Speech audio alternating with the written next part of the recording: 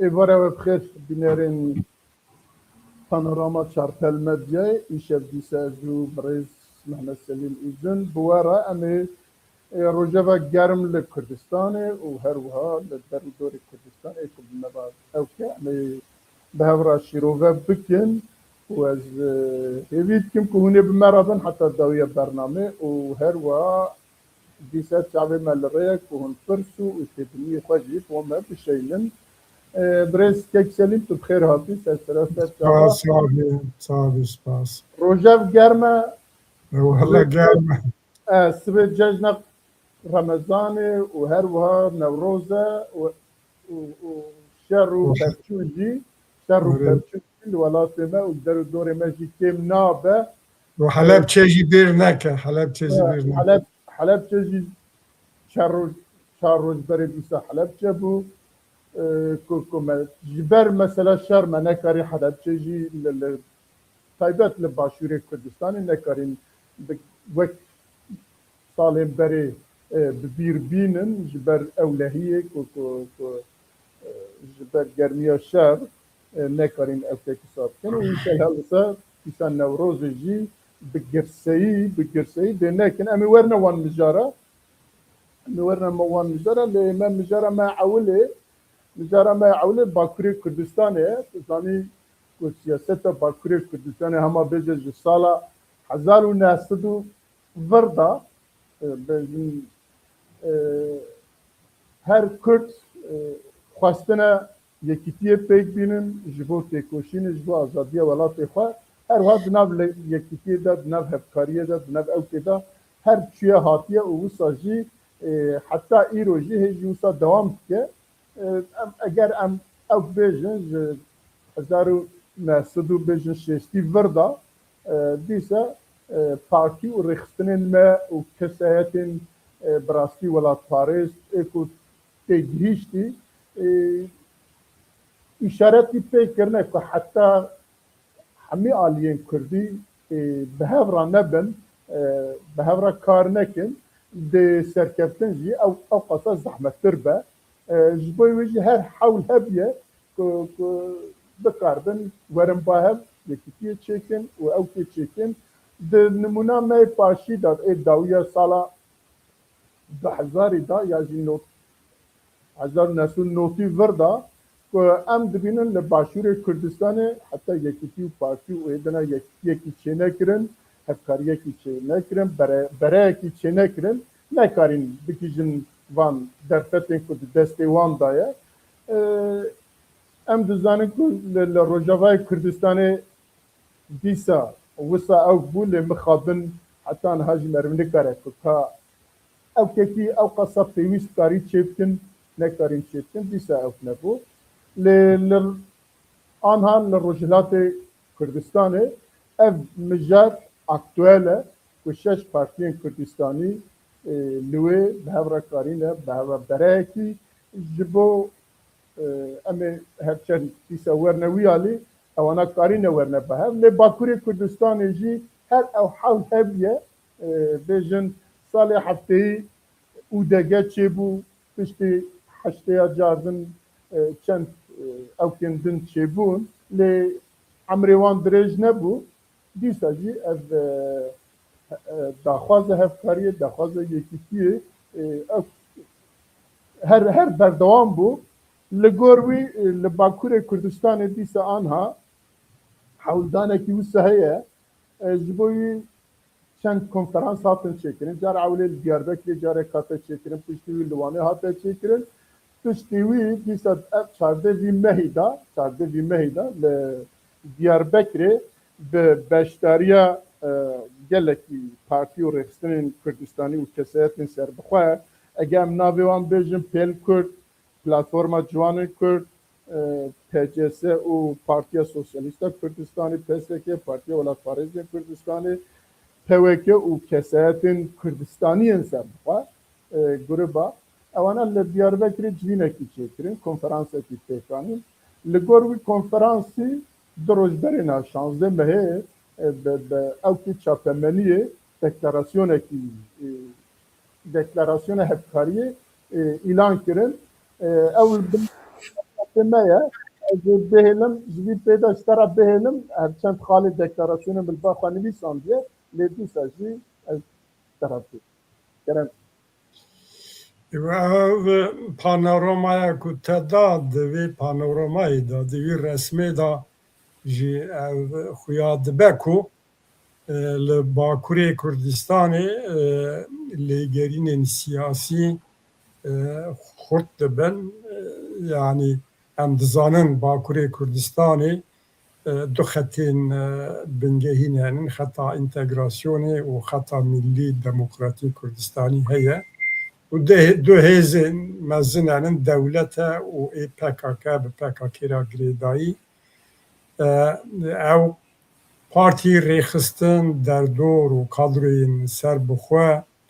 ê ku di xeta millî Kurdistanî danin di nav wan da jî piştî prosesa îmiraliyê piştî ku Abdullah Öcalan xwedê giravî paradigma nû îlan kiriye û bilhassa piştî hadîseyên dawî ê li Rojavayê Kurdistanê de qewimîn di vî çerçevê de lêgerîn xurt bûne gelek kadroyên siyasî, akademîk, rewşenbîr ku salayê bi ser xwe mane di nav wan de jî ew xurtbûyî ye ku dixwazin rêyekê bibînin Roma çardê mehê da tiştê ku Diyarbekirê da çêbû netîca ev lêgerîneyê bêguman ew sê meh heyî ku li Kurdistanê çar parçeyên Kurdistanê û seraserê ciyanên di nav milletê Kurd da jî ruhê millî xurt bûyî, Kurdbûne wek milletekî û hudud rakirin, di serê xwe da îdeolojî rakirin, siyaset partî rakirin bûn yek ew jî mesajekî bû ji bo hêzên siyasî, kadroyên siyasî ra ku em wek milletekînin û bi sloganên xwe gotin yeke yeke yeke gelê Kurd yeke yeke yeke Kurdistan yeke ew mesaj xuyayê êdî ji aliyê hineka da ew tê dîtin loma yani foruma duhoxê bigire ku serokên Kurdistana Rojava beşdarî vî ew bin forumê bûn ew resmê ku dan dinyayê ra ew manzara ku milletê Kurdî pêkê fawan hat dîsa wek te îşaret kir Rojhilatê Kurdistanê da şeş partî yekîtiya xwe çê dikin, haziriya xwe çê dikin bêguman Bakurê Kurdistanê da jî di vî çerçevê da wek me got lêgerînekî nû heyî û zemînekî baş e moral dide ev civîna ku Diyarbekirê da çêbû em bi xwe beşdar nebûn şexsen lê qasê ku ve malûmat girt netîce me mêze kir gor wê nirxandinekê eger meriv bike pir baş derbas bûyî, pozîtîf bûyî herkes pêwîstiya yekîtiya netewî û temsîliya millî a Kurda misoger dîtiye di vî çerçevê de gav hatine avêtin û dibêjin em diya fireh bikin komîsyonekê hatiye ava kirin ew komîsyon derdorên dî jî fireh bike mixabin Hakpar beşdar nebû du dîsa programekî da a Çarpel Medya Zazakî da berêz Refîk Qarakoş beşdar bibû moderatörê me Seyid Xan Kuruş jê pirsî got çima beşdar nebûyî wî jî got mixabin got ji merkeza partiyê ew hatiye ku em beşdar nabin lê gelek kadroyên dinê dilê wan da hebû ku Hakpar jî beşdar bibe eger Hakpar jî beşdar dibe û di hinek derdorê dî jî baş dibe û ev pêvajo ew momente ku heyî di wî momentê da di wî evê da gav neyên avêtin dereng bimînin hêzên siyasî dereng bimînin loma jî ew mihîm e yani em hêvî dikin ku vê carê gavên baş bên avêtin ji ber ku ji xelkê daxwaz heyî, ji derdorên siyasî daxwaz heyî û werxuyayê qasê ku me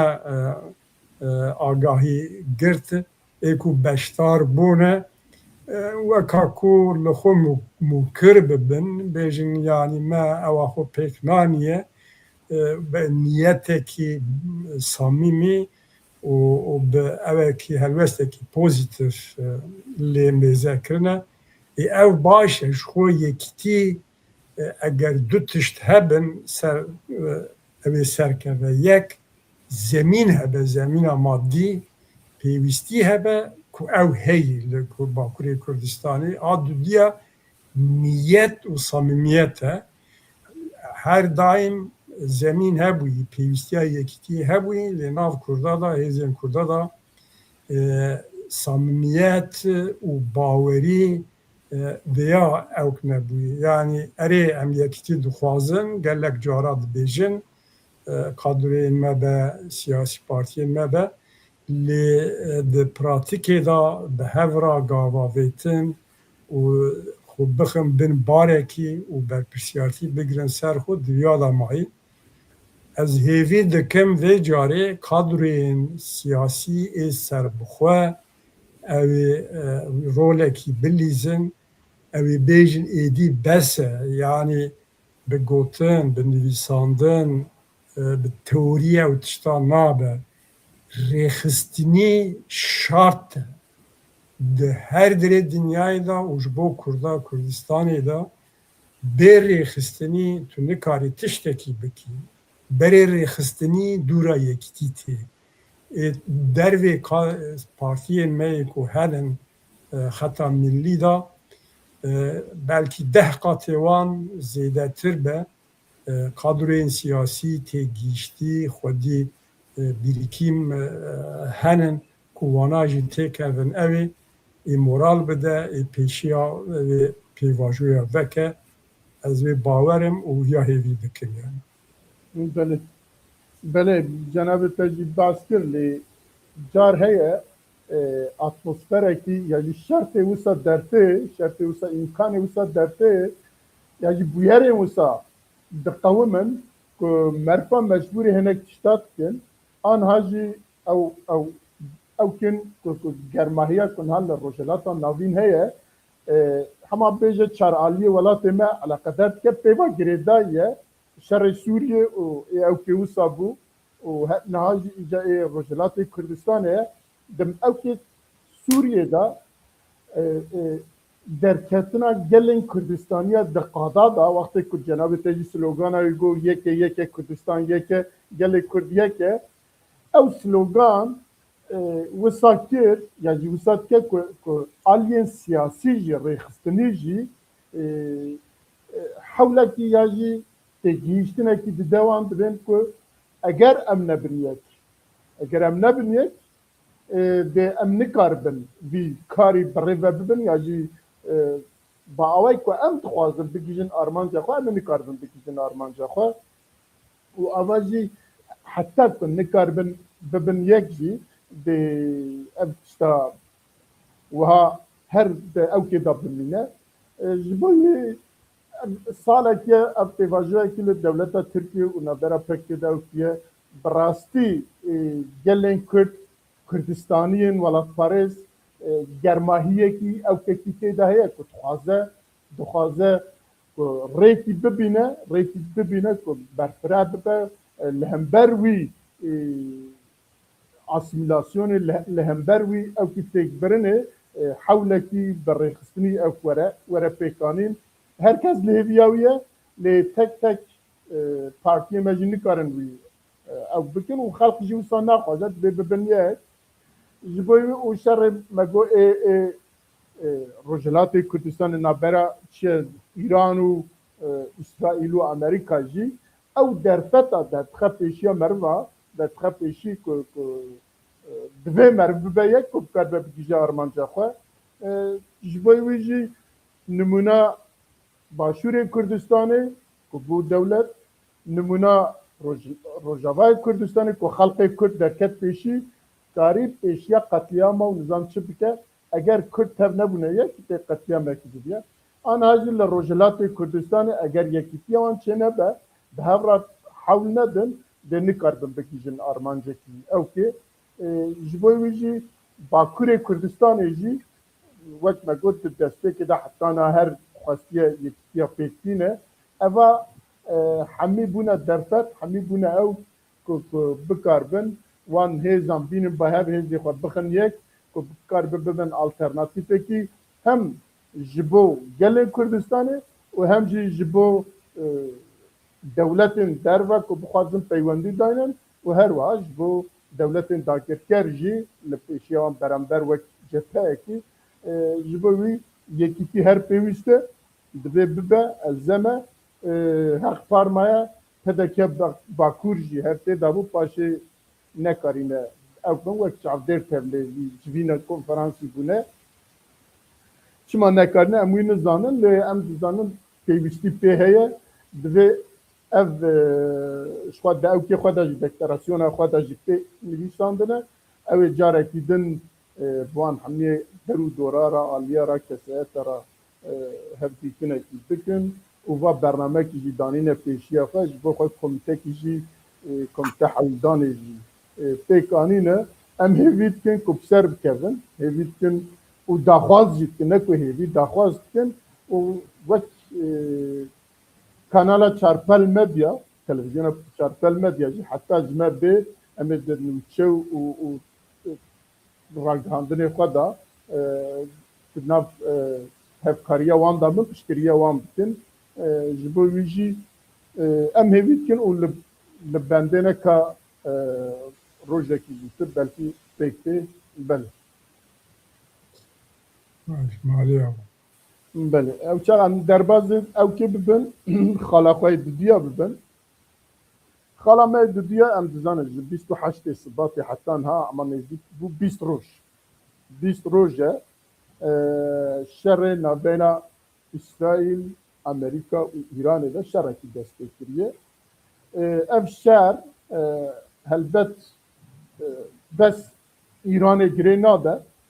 em dizanin ku di rojhilata navîn de hemiya girê dide ji bo wî ye ku ev şer niha bela biye êdî bêjin dewletên kendavê û dewletên derûn dorê İran çiye Rusya ji alîkî ve ba awakî lê dinêre Tirkiye ji alîkî ve ba awakî dinêre û Çîn û dewletên din jî hema bêje hemî ketine navê di vî şerê de ba awakî têkildarin ji nêzik ve me Kurda eleqedar dike ji ber ku perçekî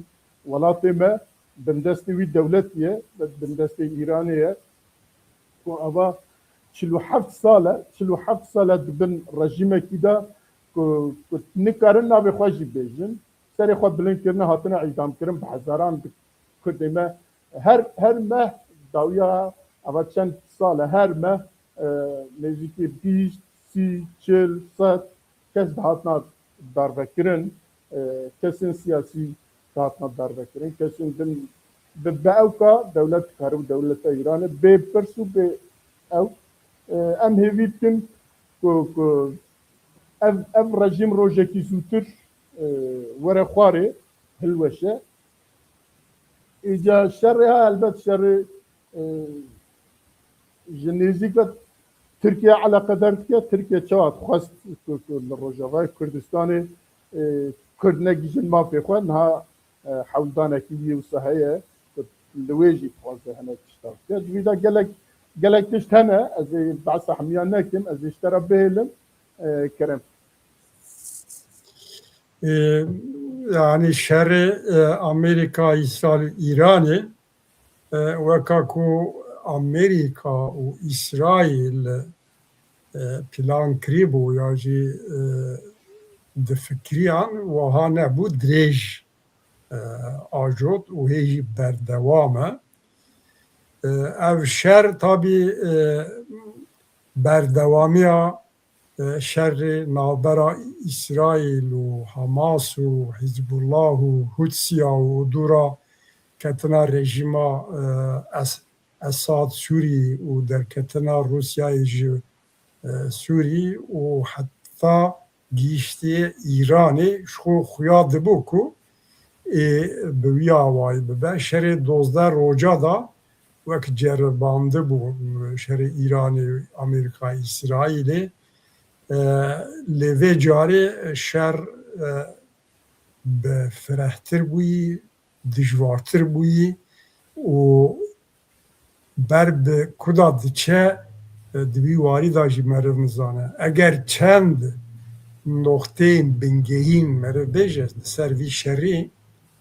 di ser vî şerî gelek dezinformasyon heye. Ji her du aliya, bilhassa ji aliyê Îranê û alîgirên Îranê wek masbediya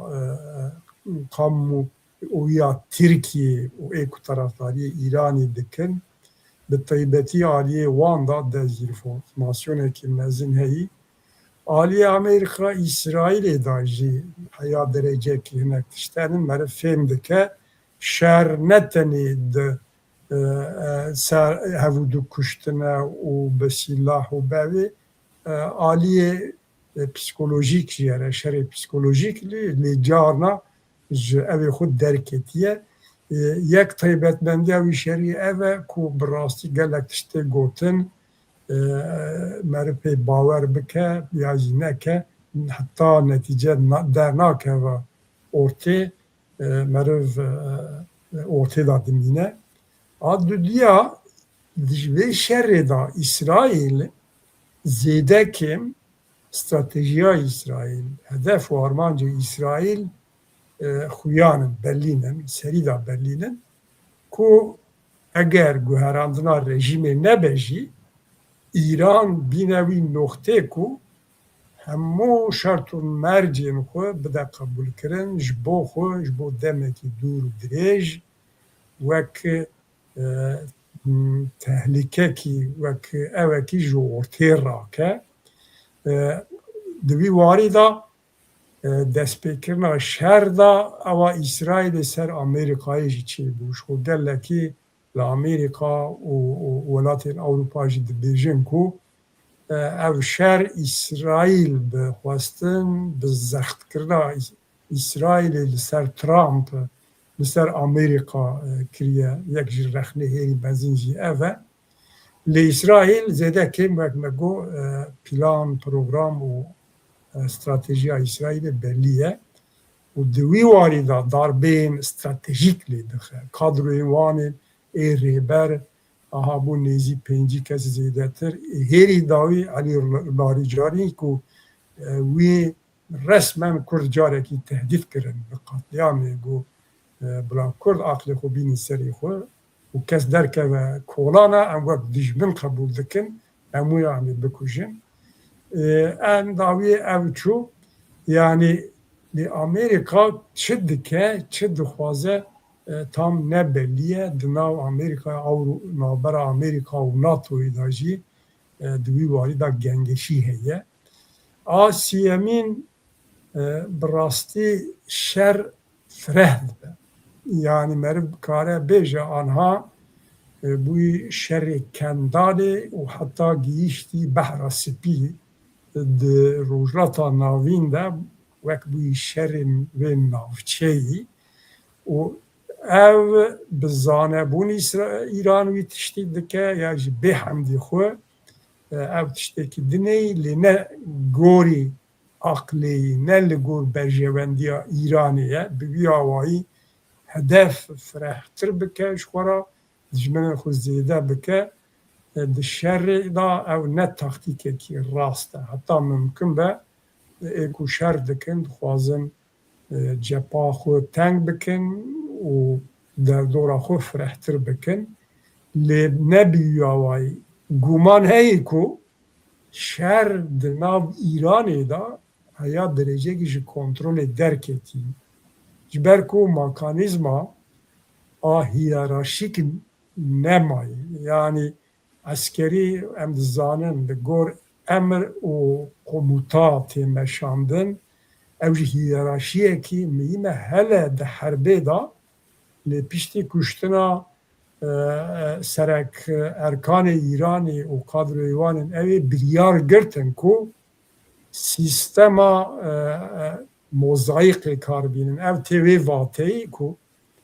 هر یک برپرسیارین عسکری در منطقه خدا حق و صلاحیت وی هی کو گور خو هدف تثبیت بکه و بوی هدفی را او بکه لوما لسر حفظه لسر حفظ درونا هنک داویجن و گلک جیا کو ورخویایی بی کنترولن وقتا وها بچه حتی کنگ برخو بده دویا داجی او که گمان هیه و نقطه دنه جی ام نزانن لهندر ایرانی روشا جواتا ایرانی tam çiyeş berku tekriyatına kutkirin internet tüneyi danusandın tünene em dizanin ku tahribateki pirmezineyi yani hezenvani asmani hezenvani deryayı tek birin berevaniya a gelek ciya müşekan teyara gelek ciya tek birine li aburiya İranê şu xirab bû anha rewşa xelkê çi ye xelkê İranê çi dibêje gelo wek hinek dibêjin wek bi taybet Tirkiye dibêje ya jî Tirk dibêjin ew şer xelkê İranê konsolîde kiriye yani derdora rejimê da anîne bahev ew çi qasî rast e ya jî xelk di vî rewşî da bêguman dernakeve kolana çiye girtiye wek kutiyekî girtî ji dinyayê ra tam hundirê wê çiye meriv nizane eger wek encam meriv bêje ew şer ber bi ku de diçe texmînkirina wî biçekî zor e Rusya Çîn binî da alîkarî dikin nakin ew jî nebelliye lê eşkera heyana tûneyî NATO helwestekî vekirî ya jî welatên Ewropî helwestekî vekirî li gelên ya jî dijin ew jî nexuyayî lê binî da em dizanin alîkariya wan heye ew jî bi evê mêzetinka wê çawa biçe û şer wê çi qasî dewam bike di bêjayê da midaxelekî hebe tune be ev jî ciyê evkê gengeşiyê belkî ji Körfezê Kendavê hinek ciya ew bikin li gor hinek stratejîsta ya jî do pêr serokê Tirkiye Serokkomarê Tirkiye Recep Tayyip Erdoğan biryarekî girt û di resmî gazeta Tirka da derket ku bi hejmara 3309 ku izin dide ku hêzên biyanî askerî tecihizat silah û tiştê lojîstik li ser Tirkiye bibin ew jî tiştekî girîng e bi rastî balkêş e wextekî berê dema şerê Kendavê Körfezê da em dizanin tezkere hate Meclisa Tirkiye red kirin û bûya weke qehremaniyekê kirin wayî me ew nekir askerê Amerîka heta Sîropî jî hatibûn ji wê dirê vegeriyan paş da çûn İskenderûnê ew bû sebeb ku têkiliyên Tirkiya û Amerîkayê da bi taybet CENTCOM bû mîladekî Amerîka helwest girt û baş bû ku wiha bû ji bo Kurda baştir bû lê anha eger Tirkiye wî tiştî bi Amerîka re li hev kiribe ev bi serê xwe xeter e dixwazî beşa duyemîn da mesela hêzên Kurdistan Rojhilata em ser vê meselê jî bisekirin dirêj nekin yani carekî xelkê Îranê bi rastî bûyerên wiha da heta hak tiştê ku mediye dewletekî ege dibin zordariyê da be ku bêjin ji derve li dij wan êrîşe de xelkê wî welatî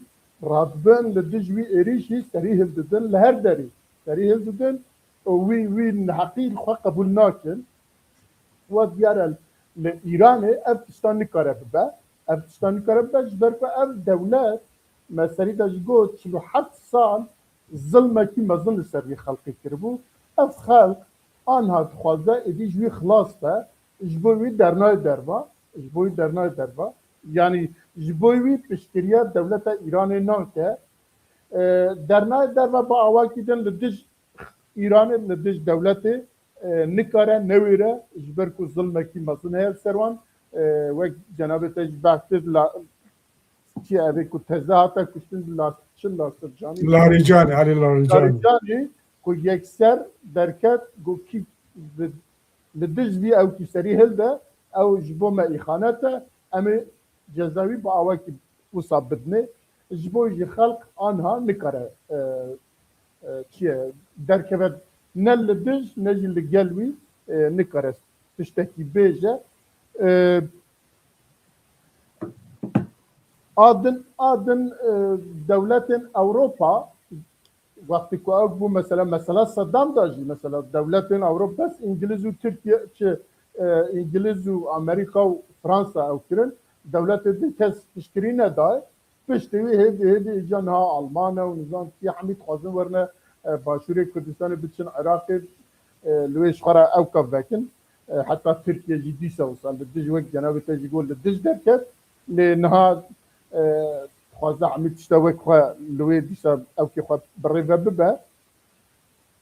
دولت اوروپا جی براستی حتی انها هلوستوان بگشتی نینه هر یکی لگور منفعتی خواه لگور برجواندی خواه لگور او کی خواه تف بگره جار لگل نینن لگل هنکی تشتانن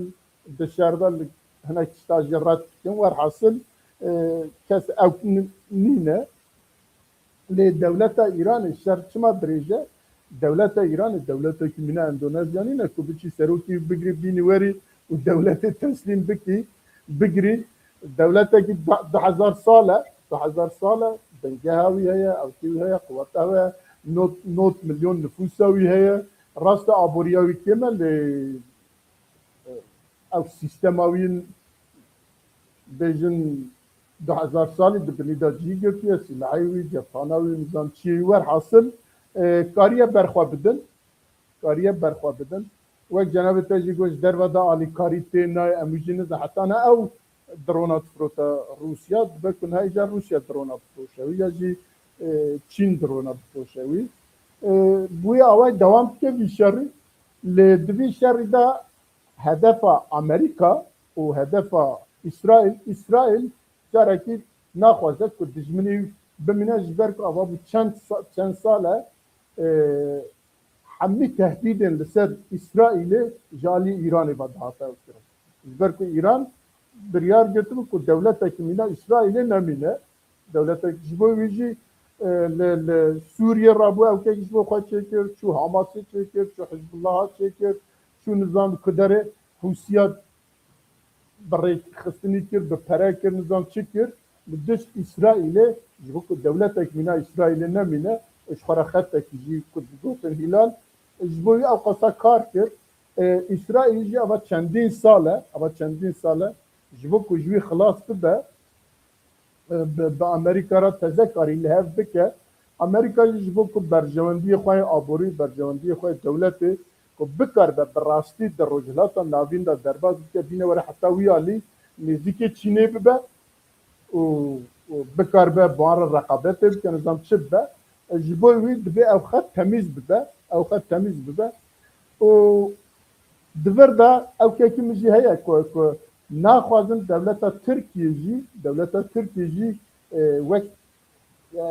او که هگمونیه که وی رجلات ناوین جی بمینه هنه که تخوازن وی جی بشکنن جبوی وی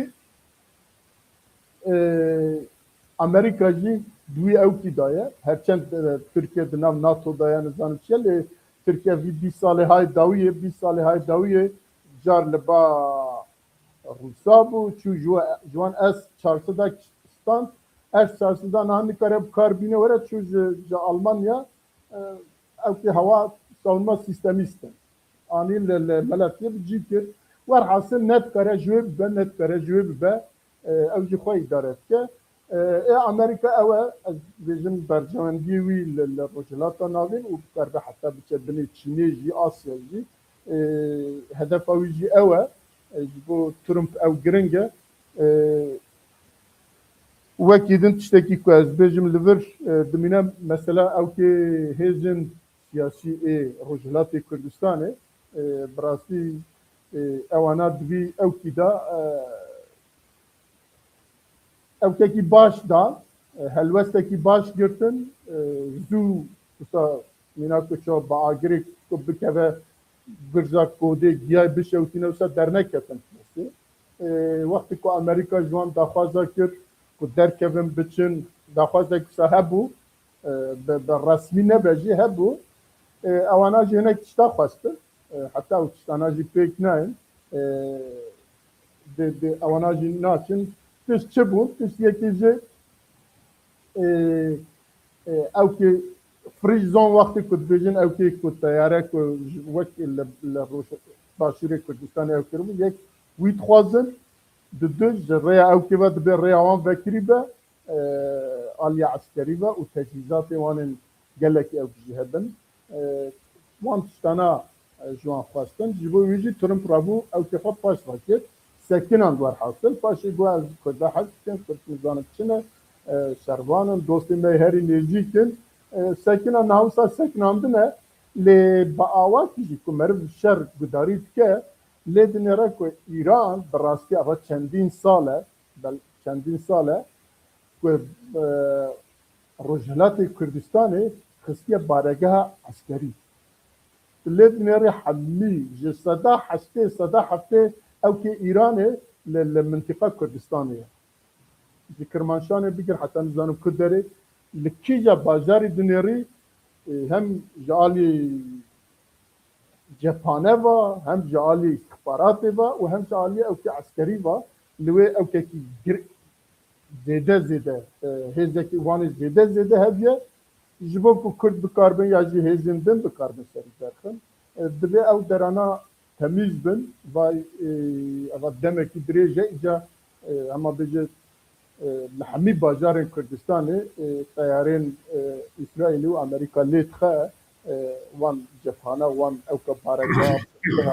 ji wirtê radike îca ew ji bo ku hêzên Kurdistanî bikarbin biçin rê ji bo wan vekin bine ya jî bi rastî ku hêza İranê ji nêvî zêdetir li wê dixwazin li wê jî bixin her du jî hene têda dikare ew jî bibe lê em dizanin ewkê Kurdistanê Rojhilatê Kurdistanê ji aliyê siyasî ve kurdayetî ve ewkekî wanê dirêj e heştê salî heye pêşeva ji mehabatê bigir heta niha ewkekî wan heye sîstemekî wan heye li nav hemî bajar û gund û ewkê Kurdistanê birêxistinîne bihêzin herçend dengê xwe nikarin derxin heta niha gelek cara serî hildan gelek cara kun lê wek Rojavayê Kurdistanê nîne li wê ewkekî wanê dengehîn heye roja ku bixwazin karin çend car viya jî di ewkê da jî ceribandin wextê ku gotin mangirtin ama xelkê hemî Kurdistanî yek ji wan derneketin dere bi rastî wî wan biryara pêk anîn ji bo wî jî xelk li gel wan e lê ji bo wî jî derfet lazim e îmkan lazim e û başkirine ku hema yekser ranebîne neçûne kirin ya tedê bêguman şer tiştekî ne baş e şer mirin e şer kuştin e şer xirakirin vêrankirin e şer birçîbûn e şer dibe sebebê gelekî tişta lê carna dîrokê da jî me dîtiye ku şer kaos rewşên wiha bi xwe re ji bo hineka derfeta jî tînin derfet û rîsk bi hev re tînin eger ji pencera Kurda meriv mêze bike û herkes pencera xwe mêze dike û dîtina netewî millî jî ev e eger tu بجوندیا خو آنتوی اساس بگری لگور و حرکت بکی پیوسته کنی پنجره خو ملی میزه بکی اگر مرد پنجره کردا میزه بکه دی شری تشتی پروژاتا ناوین دا دقومن و انجام وان چه بن لازمه ام وک کرد به طیبت باش بنرخینن به دقت به پروگرام و به پیش دیتنی حرکت بکن اف شهر روجراتا ناوین دا ای بخورا گوهراندنی مزن بینه یعنی بی خواستن بی ایرادا یعنی بخواستن نخواستن حتی چند مه بریجی ما کردا گلک ها ما دگوت روجراتا ناوین دا گوهراندن هی او راسته نوع دیزاین کرین وی چه به اری اوجی راسته و ما دگوت جیه کردا و تیدا به دی دیویا دا چکی حیا شکستی هم بود کرده وقت ما در نکرد مثلا کردستان روجاوای و هلوست امریکا و دنیای لی اوا ایرانی روجراتا ناوین دا بخورا شکستنه کی ژئوپلیتیک بینه یعنی دواره سیاسی دا دواره جغرافی دا دواره او ستاتیکوی هی دواره آبودی دا بخورا گوهراندنین کو وک دبین مسوگر قاچنماز بخورا بینه رژیم بکه و نکه ایران وک ایرانی بری نمینه روش وک روش و بری نمینه اوجبو کرداوی باش برلوما هرچی قاس ام دیجی شرابنجی لی او شر کوهی جو کردارا همه که دریا بدکنه فرسانتا دیروکی جی تینه مرو جویا جی چه دزانه وقتا دیمنی مرو چه هلوست دگرن مرو دزانه که لگور ویجی جبوته باشه یا خرابه ام گلکی وقتی که هم دبیجین گلکی انسان دیجی دبیجین پسپوژی که او گوهراندن روجاتا ناوین دا دورا ایرانه دورا ترکیه ده ده مرو ده هلوستین دولتا ترک دا وی تشتی دبینه که راستی چه قاسی دترسه و تیدا راستیه کی هی yani ne gama Türkiye'yi ku rejima İran'ı ketiye ya ji insan te kuştun ya ji şerri Hristiyanu u Müslümanayı ya ji şerri Şia u Sünniyayı ya ji çiye na yani merev gere wan ne fikre devlet de pencera xo a ev ki bejêwendiya xwe mêze dikin, bejêwendiya wan çawa be ev e, rêya me kê da dît zêdetirî Tirkiye kes xwedê giravî ewa Hamasê nekir, Fîlîstiya nekir, hêjî Hamas û Fîlîstîn û Gazze û wiha lê çi bû tedî me dît ku ên ku Hamas, Hizbullah birin ser masê bi İsraîl û Amerîka ra dan rûniştandinê jê wan ra dîkte kir û şart dan wan qebûl kirin serî da Tirkiye bû. Dûra bû. Di vê derê da meriv dibîne ku yani propaganda kanalên televîzyon,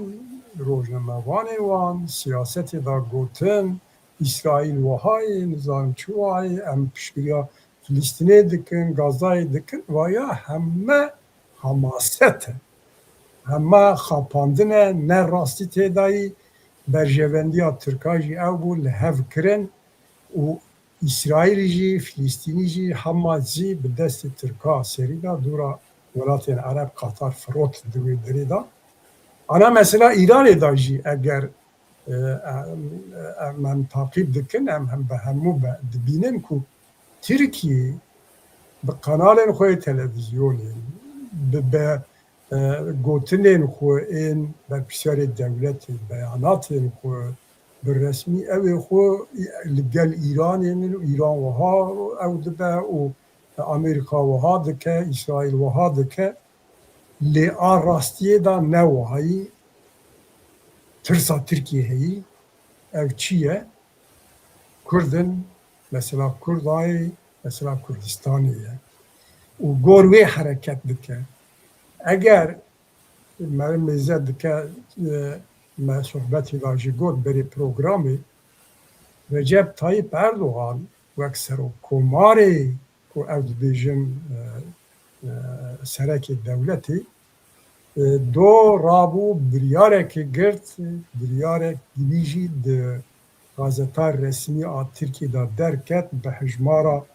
339 ku rê dide ku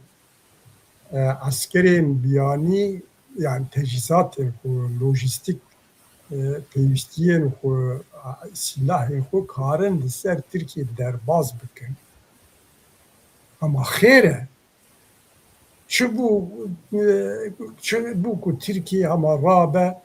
bê ku münaqeşa bikin navda, bê ku meclisê ra bêje, bê ku tiştekî di carkî da şevekî da qirarekî wiha girtin, ev dide fikrandinê ku bi binî da müzakere dibin. Devleta Tirkiye, Amerika û İsrail û hinek hêzên dinê müzakere dikin, danûsandinê wan hene, bazariyê dikin. Çi ye? Tirk ji bo ku Kurdistana Rojhilat wek Kurdistana Başûr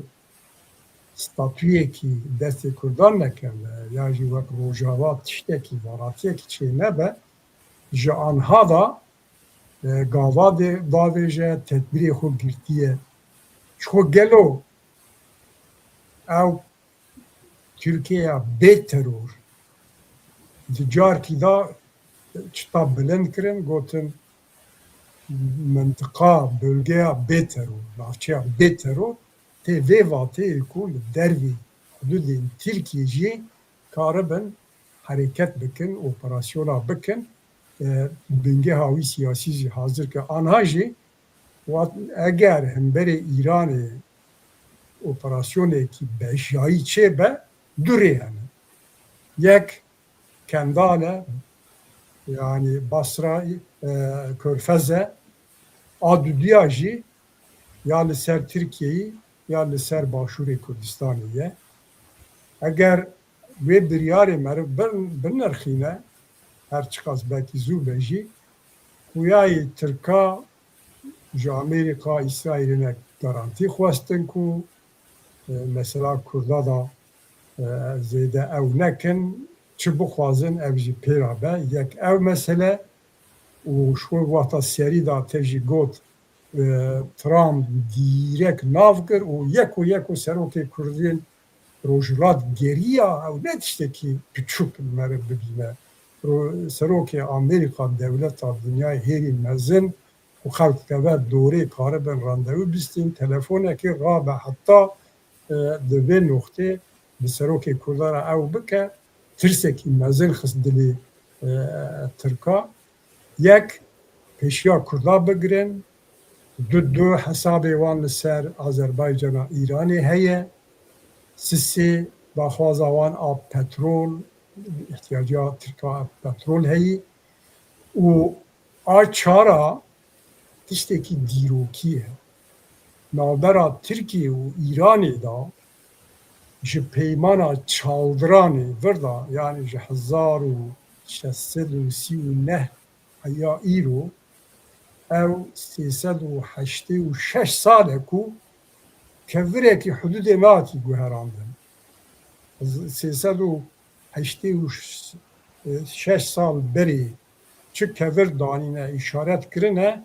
hududekî coğrafîk siyasî heya ana nehatiye guherandin. Eger wiha be ew ê guherandinekî çêbe, ev guherandin jeopolîtika rojhata navîn da hem ew ê wê dîrokî henin, hem ê coğrafîk henin, ê siyasî henin ku di devek mîladekî 384 sal bi Îranê ra şer nekî firsat e, Türk fırsatçının, devlet Türk devleteki fırsatçıya timi denge mi takip dike u denge politikası dike timi gor şarta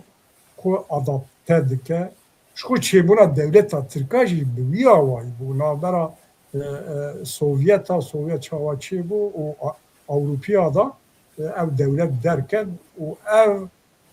100 sale gor wî dengê li ser piyamayî îro jî dibêje firsateke dîrokiye İran her çi qas me şer nekirî jî lê rojata navîn da di hegemonyayê da hegemonya di navçeyî da raqîbê wanê pêşî a hêrî mezin e ji wîya xelas bibe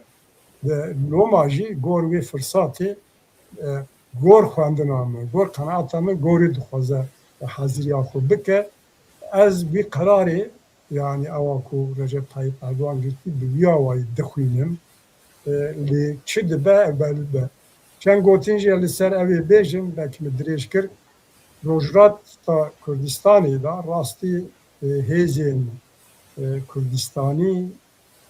siyasetekî makul realîst û rasyonel dajon hetana xwe nexistin pêş û benda ewa xwe nin nehatin heyecanê ku Trump Amerîka hewayî sos dide me hemen qebûl bikin te şartê wan got du şartê wan a Sîsya jî yek jî em garantî dixwazin garantî sibê rewşa me çi be yani garantiyekî siyasî û bi dokûment bi belge em dixwazin ku tamam ew reş hatû em ketin şerê û valatî çêbû û statûya me wê çi be em di warî da ewekî wek belgekî garantiyekî ji we dixwazin lê Tirk ketin devrê neîştin tiştê ku Kurd bikin em hazirin bikin ew biryara Recep Tayyip Erdoğan tevê batî tevî ya jî haziriya xwe dikin lê xeterekî heyî metirsiyekî ya jî meriv bîne ziman ev jî helwesta pajekî ye pajak serî da wexta ku navê wan diyaloga navendî bû têda cîsen dibû lê piştî du sê hefta xuyayî ji hinek dera ku ev der belînin wiha vekirî bipêje ji îmralî ji Qandîl û ji hinek derên dî direktîv çû ji wara got na ew ne rast e ême xeta Sîsyayê yani rêya Sîsya üçüncü yol yani em ne bi rejîmêranên İranê û ne bi wî şerîranên Amerîkayî ser bi wî şerîranên armanca me rêya Sîsya jî çi ye veya Türkiye. Demokratîzekirina İranê dibêjin ya Türkiye, Demokratik İran, Demokratik Suriye, Demokratik Cumhuriyet, Demokratik Ulus ku daxwazê millî, stratejiya millî serê Kurda da xerab bikin. Îcar anha pajak ne navdayî û bi wê helwestê em rêya Sîsya digirin. Lê sibê çi dibe zanî? Eger valatiya rastî derket hazirin ku rejîm lêlaşxul levhatina wan bi rejîma İranê re heyî hê jî îptal nekirine çawa ku Hafiz Esadê hinekî cî ji wara hîşt li Rojavayê Kurdistanê da mêze kir ku ev e ku bêje werin hûn Rojhilatê Kurdistanê hûn wî valatiyê dagin înisiyatîv bide wana ji viyara ku hazir dikin û berê jî şerê 12 roja da eşkere gotin eger ya jî serhirdana jiyan azadî da gotin eger İran bixwaze Tehran em karin wî valatiyê dagirin metirsiya hêrî mezin pêşiya hêzên Kurdistana Rojhilat ev e ku dubare nebe tiştê ku li Rojavayê Kurdistanê serê Kurda hat wê derê jî nebe lê ez bi xwe باورم هزین کردستان روجلاتی وقت گو خودی تجربه‌ن جمهوریت کردستان محابات بگره یا ایرو و مليين بري هرتشتي مليين بنرخين خو بروحين خو كردستان يكا ملتي كرد يكا شعاري وان اذا شو او شعار جويدري دكا يكا قال لي كرد يكا كردستان يكا او شعار روجاتي كردستاني دركت وبلابو يعني بكرتي او شر بخراج بو كردا بيش شتابينه بيشا كردا وكا فرسانتكي بينه لمترسي وترسين ريسكين وهاجي همن بله از بس دو تشتا لزده که ام بیخالی از بیجن ترکیه یکی جه مثلا عزریه ام زانه که ترکیه دسته که دا لآلی ارمیوان درا سر مثلا عزریه هنک تشتا لیست لأواد جی نگرد جبر کو وقت کو کرد یکتیا خواب پیکانین جعالی عزریه و او که پیروزبایی چو جبو یکیتیه مثلا جن پیروزباییه عزریین ارمیه نه عزریین آلیه دنه و ترکیه جدید کو عزریین آلیه دنه لگل ترکیه نکارم بارا کن و جبوی جی او کن چیه یکیتیا کرده نامه کی جبو عزریه جی به زمان عزری نویسانده با او جی در رای گشتی دا هات بلا کرن و آد دویا اگر امریکا و بیژن چه نبی اسرائیل بخوازن براستی ایران او که چیکن دبه اوانا او مخالفتن کلوه هنه وان مخالفتان لهف بینم باید جوانات شتکی پیدا بکن جبو اداره کرنا ایرانه و مخالفت هری بقوات جان هال رجلات چه ایرانه رجلات کردستان کردن هری به هری برخستنی اول جبوی از بخوا او ناکم کرد دیواری دا به محقق کرد لوی او که دست بخن ایجا چقاس از بیده چقاس که معمول زانن لکرد آنها هدف وان فدرالیزم او که خود بده او که لهف کرنا وان دا او هي فدرالیزم و یک خالق گرن که هي لسروی لهف کنه فدرالیزم جوی کنترنا تشتکی نابیجن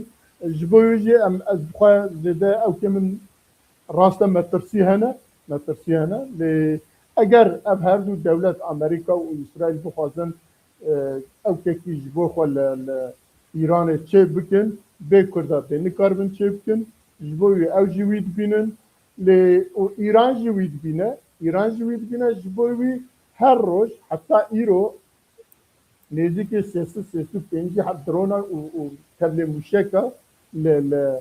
باشور کردستان خستنه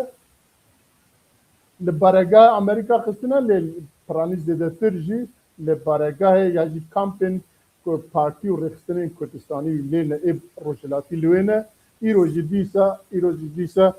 سه حد اوکن پارتی آزادی پیشمرگه وان بریندار بونه و لالیه دنه دیسا لبدرونا ایواره ها دیسا 4 درون یک جیجی لوکی کملا کتیه زحمت پیشان کتیه و حاصل ایران جی بیاد بینه و حشتا شعبی جی لوی اوکه او جی به اوکی ایرانیه و کردات خن و هیزین روجلات کردستان تخن اما بخواجی جبو ما اشارتن اوانا جوید بینن لی یا هری گرنگ از بیجم وقتی که ام اداره ایران اوی کنهای بکوه اوی روجلات چه باشوری کردستان جی ده نفسه که مظلم بگره ده او خالا 140 و حتی ها دولت عراق پیک نانیه ده او جی پیک وره بله اره به نقطه گریدایی هم بحث عویجی بکن یعنی دو 12 ولاتین روجاتا ناوین ترکیه و ولاتین عرب Eko navêwan ez karim bijim Mısır'a, Kuveyt'e, Katar'a, Suriye'yi, Ürdün'e, bê Irak 11 devletên Araba û Tirkî civiyan û daxuyaniyekî wek encama wî ew ê hemberî Îranê wiha tund bû. Ev ji balkêş yanî wek tarafên xwe belîkirin bû. Ji welatên Ereba zêde kêm belînin qedera wan bû şerî girêdayê li Tirkiye wek me got her çi qasî wek ew ê Îranê tarafdariya Îranê de propaganda dike ew dike lêbinî da êdî di ev tarafbûyînê da ciyê xwe belî dike hemberî Îranê. Ev jî dide xuyakirin ku yani netîca vî şerrî da rewş çi bibe Tirk ya dibînin û Îrak nekete vî evê. Ev jî balkêşe ji bo çi? Ji bo ku çi qasî rejima Bağdayê bi Îranê re girêdayê carekî dî îsbat bû û heştê şabî loma wek te got qedera Îraqê û aşa heştê şabî jî dîrek bi encamê vî şerîra girêdayî ye di wî evê da jî ji bo Kurda derfetekî nû ew be. Kurdistana Başûr li gor rewşa xwe erê her çi qasî eciz e jî û zarar dibîne di warê aborî da û aliyên dinê da lê heya anha bi sükunet bi evê ew kiriye bêguman yani eger müdaxalekî bejayî hebe yek jî alternatîv li ser Başûrê Kurdistanê be rêberibên Başûrên Kurdistanê di wî warî de heyana tiştekî negotine ev jî tabî balkêş e gor min helwestekî baş e yani Kurd xwe nekin evekî ji gurara di wî warî da baş e û ev hevdîtina dawiyê ku dewletê Ereba Tirka meriv ya baş bişopîne işaretê alametê netîca vî şerîya berkuda diçe yek ji alameta viyayî gorî min spas. Belê gelek spas em ê dî derbasê xala xwe dawiyê bibin bêjin rewşa Tirkiye û pêvajoya bêjin Tirkiya bê teror ya jî bawakî din neyse bixwe em di vî demê de ewana an hat xwazin tiştê ku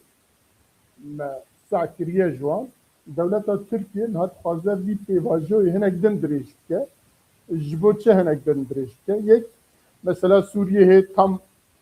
ciyê xwe de rûneniştiye ew jî girêdayê mesela şerê Îran û Iraq û Îran û Amerîka û İsraîlê ye hinek jî girêdayî wî ye hinek tiştê cî nebûne a duduya mesela Rojhilatê Kurdistanê ye hat xwazin Tirkiye dixwaze ji bo nefesekî bigire nerm girtiye hê dirêj dikin dibêjin em ê piştî eydê piştê cejna Remezanê meha Nîsanê de em ê pêngavên demokratîk ya jî sistema wan da destûra wan da ew ka gava bavêjin eva jî hêdî hêdî ew ke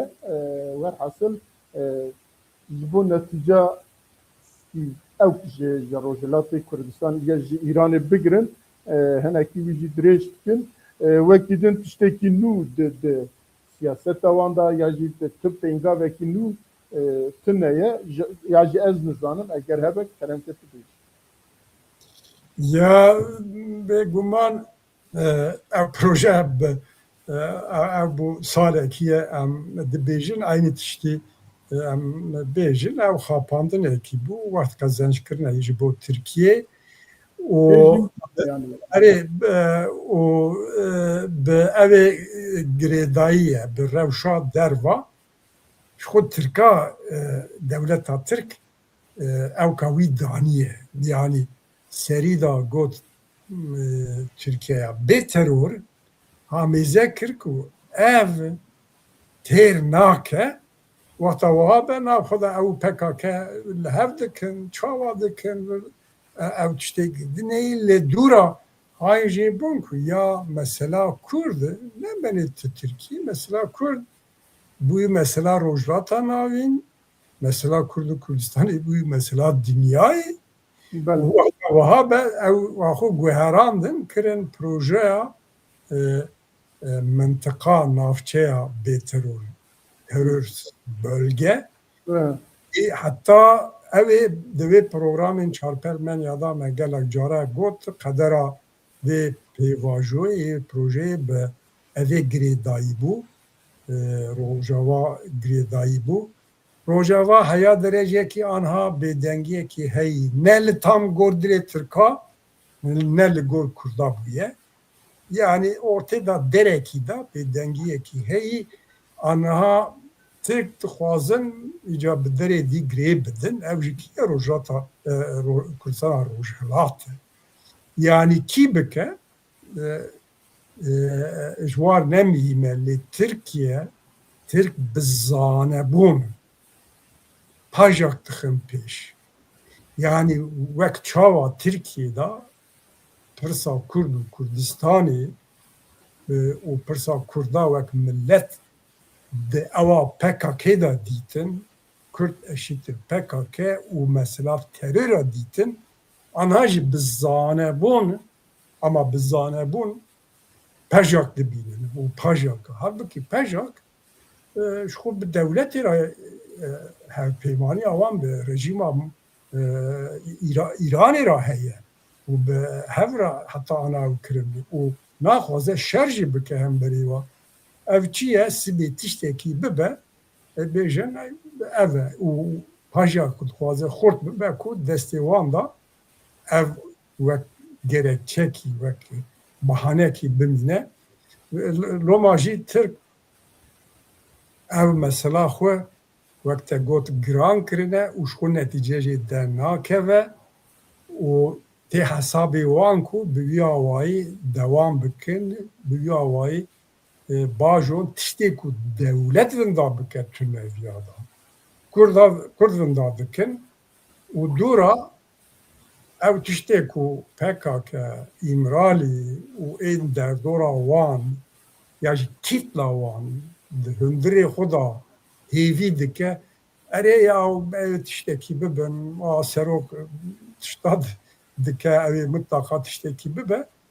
ewa hundirê xwe da psikolojiyê xwe da zarar dibînin ku ew kîtle wiha tiştekî tuneyî rojekî ew ê derekî da biteqe lê kengê loma yani ser vê mijarê me berê jî gelek ew kirî tiştekî nû tuneyî dewlet xwe giran kiriye û tiştê ku îmralî PKK bêje tuneyî yek tişt heye ku balkêş e lazim e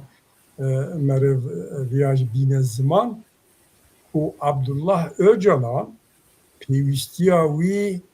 hamlekî nû heye û bi ev paradigma nû û bi proja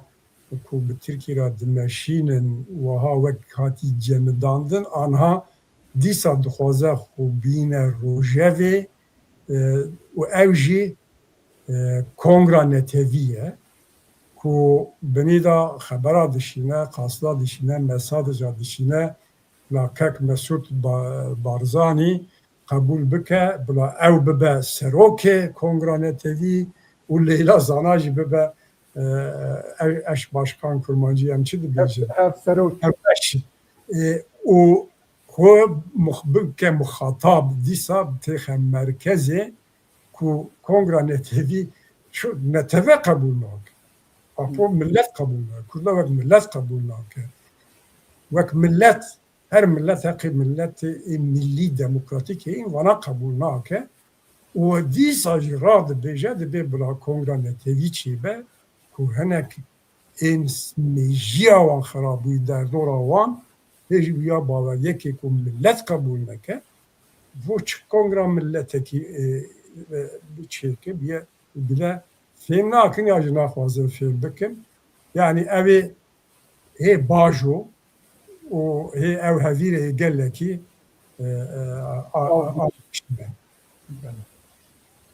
بله باور kim yani ev kongre netewî evana zû da tînin ziman dibe ku niha hinekî aktûel kiribin lê bingeha wî tune ne Rêzdar Mesûd Barzanî ez bawer nakim ku bi tiştekî wisa derkeve rê bi gotinekî wisa ew bike belkî kongre netewî pêwîst e lê niha şertê wî heye tune ye ciyê nîqaşê ye yani ege em li ser baxin ez xwe dibêjim anha tu bingeha wî tune tu bingeha wî tune ku bikar bi kongre netewî çêbe dikare evkekî şewrê çê bibe di nav Partiyên Kurdistanê de di nav Partiya Rêxistinê Kurdistanî de bigiştî wekî din kongre netewî Abdullah Öcalan nihanîne ava 20 sal dibêjin dest pêkirin pêk nehat awayê ku dest pê kiribûn jî em zanin çaxetî bû ji bo wî jî tiştekî ji bo li gor Abdullah Öcalan wek cenabê te jî got ne netewe heye ne Kurd heye ne zimanê Kurdî heye ne nizam çi heye tu tiştekî tune ew ê kongre netewî çawa çêke li hember dewletekî netewî ye li hember ewkekî milletê Kurd e û ziman jî dibêje tu ziman nîne ew ê çiqasa ciyê xwe bigire çiqasa ciyê baweriyê ye ew nîne ji bo wî jî nizanim ka wekî din tiştekî wekî din pirsekî hey nezîr gelêrî pirs dike kek nezîr gelêrî pirs dike qismen tedî me ew kir lê em bêtir zelal bikin rast e İran heyana êrişî li ser Partî Demokratîk Kurdistan kir a İranê ser Pak Partiya Azadiya Kurdistanê kir li ser Komelê kir û şehîdbûn henin ê komele û ê Partiya Azadiya henin lê pajakê nekirin gelo sebebê wî çi ye ya bêguman yani sebebê wî eşkereyê ku peymanekî yani belki sağlabiye tam nizanin naibîra me bu serî da navbera pajak ku rejîma İranê Cumhuriyeta İslamî a İranê da peymanekî esasî heyî ku pajak li Kurdistana Rojhilatê û li İranê emberî İranê tiştekî neke û İran jî hemberê pajakê tu operasyonekî neke wada İran pajakê tu evekî neke tê vê vatiyê ku pajak şu girêdayê PKK'yî wek evekî rêxistiniya merkezî awa İranê girêdayê KCK'yî û çûyîna tina wan tiştek pêwîstî nav İranê da dikirin dikin yani wiha diçin û İran hêzên evleyî İranê müdaxele nakin heta alîkariya wan dikin heta navbera Kandîn û İranê da pêwîstiyên wan ê rojane bigire heta ê lojîstîkî alîkariya bi biriya pajakê ji wara diçû ji Kandîlê qismek ji ser Başûrê berê ji Kurdistana Bakurê diçû lê vê dirê de ji biriya pajakê Roma pajak ji wara ne evke yani wek peymane wek hevkarekî wan e û tiştekî wiha bike vê zemînê ku heye awa plana wan pêşa rojê û valatiyê ku derkeve li Rojhilatê Kurdistanê bi zanebûn tesîmî wan bikin vî zemînê evê xirab bibe yani û wek parçekî ji xwe hesab dike û eşkereye wek me got pajak got em rêya sisiya sêyemîn digirin. Yani em ne li hemberî rejimê şer dikin, hemberî rejimênin afon em hemberî rejimê şer nakin, lê em ne li gel Amerîka û İranê İsraîlê min jî em dixwazin İranekî demokratîk çêbe. Ew tabii tiştekî abstrakt e, yani tu tiştekî wayî bingehkî somut teqabûlî tiştekî nake, pir absürt e ji bo hedef xirakirinê ji ya baştir tu neyî ji bo serê Kurda xirab bikin, mêjiya Kurda bişon ji hişmendiya millî xirab bikin ji ya baştir tu evekî tu neyî û stratejiyê wanê Tirkiye, İran, Irak, Sûriye jî eyn ye.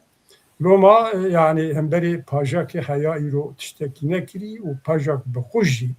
eşkera gotiye em ne tarafin ji bo çê ca rabin pajekê hedef bikirin û mewziyê wan füze bavêjin tiştekî wiha pêwîst nedîtine yani. Erê em hatin dawiya programa xwe. Em hatin dawiya programa xwe, programa me sibê cejna Remezanê ye û sibê destpêka Newrozê ye, cejna netewîyê gelê Kurdistanê ye. Em ê bêjama bi navê Çarpel medyayê em cejna hemî misilmanên Kurd cejna wan ê Remezanê pîroz bikin. Em hêvî dikin ev cejn ji bo wan û malbata wan û beciyê refahê, ciyê azadiyê, ciyê aramiyê û her wiha dîsa em Newroza gelên Kurdistanê li hemî Kurdistaniyan pîroz bikin. Newroz em hêvî dikin Newroza bibe Newrozekî germ, bibe pêngava mizgîniyekî ku li rojhilatê welatê me gelê me yê rojhilatî bikarbin mafê xwe, daxwazê xwe li wê bi dest bixin ku em jî ji vir gelekî pêxweş dibin û her wiha em ji bo êd perçên binên Kurdistanê jî cejna hemiya pîroz dikin bi hêviya destkeftê wan bi hêviya jiyanekî ku ew dixwazin li wan pîroz bikin. Ew sabê. û em bang dikin ku hemû Kurd kî dirê dibin bila bin, li welat, li diyasporan, li gund, li bajar, qeza ya jî metropolên Tirkiyeyê, li her derê beşdariya çalakiyên Newrozê bibin. Ez tiştekî bi îlanekî din jî bêjim, sibê saet 7 da li qada Şêx Saîd li meydana Diyarbekirê de Partî û Rêxistinên Kurdistanî bi hev re cejna Newrozê pîroz bikin. Ez hêvî dikim dê îro li Diyarbekirê baran dibare, sibê hewakî xweş hebe ku xelkê me û evkê me hemî li wê bicivin, Newroza xwe, Newroza netewî pîroz bikin û bikar bangê wan dikin, agahdarî dikin wan ku ew jî bikarbin werin tevlî Newrozî bibin bi meşalê xwe, bi alayê Kurdistanê û bi govendê Kurdistanê, şahiyên Kurdistanê û ez wiha dibêjim roja xweş, heta bernamekî din hûn tev bibin Bibin xweşiyê de. xatirê.